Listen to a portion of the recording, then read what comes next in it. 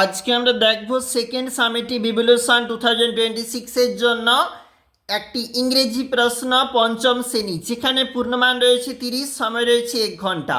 এবং এখানে name, section, roll number এগুলা কিন্তু নিজেরা অবশ্যই লিখবে। আমাদের শুরুতে রয়েছে সেকশানেতে একটা রিডিং কম্প্রিহেনশনের একটা সিন অংশ, যেখানে বলা রয়েছে read the passage carefully and answer the question following question that follow. নিচে তোমাদের যে অংশটা বলেছে সেই অংশটা ভালো করে পড়তে হবে এবং কিন্তু তোমাকে উত্তর দিতে হবে। নিচের যে প্রশ্নগুলি রয়েছে, দি মাঙ্কি হ্যাড অবজার্ভ, এটা দিয়ে কিন্তু রয়েছে আমাদের গুরুত্বপূর্ণ প্যাসেজ, বই থাকতে তোলা। নিচে রয়েছে কিন্তু অ্যান্সার দি ফলোয়িং কোশ্চেন্স, যেখানে কিন্তু 2x2 2 নাম্বার করে রয়েছে প্রত্যেকটি প্রশ্নের জন্য, এবং যার উত্তর কিন্তু অবশ্যই করা রয়েছে।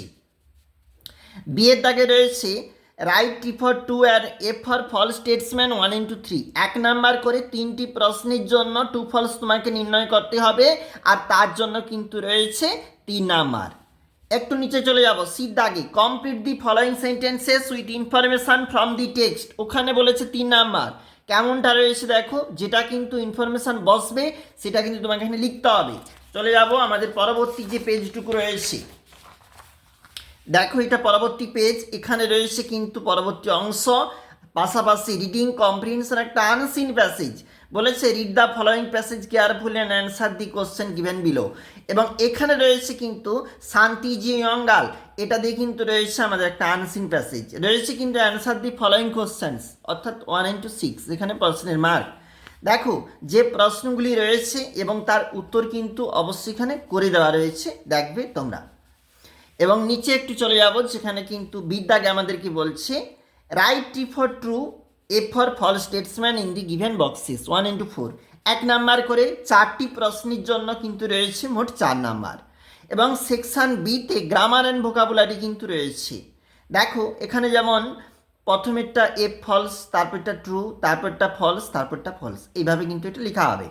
আর সেকশন বিতে বলেছে গ্রামার অ্যান্ড ভোকাবুলারি থাকতে প্রশ্ন, যেখানে বলেছে fill in the blanks with the preposition given in the box, 1 is extra 1x2, 1 number করে, দুটির জন্য 2 নাম্বার। এটা হচ্ছে পরবর্তী পেজ, এখানে যেটা বসবে সেটা উল্লেখ করতে হবে।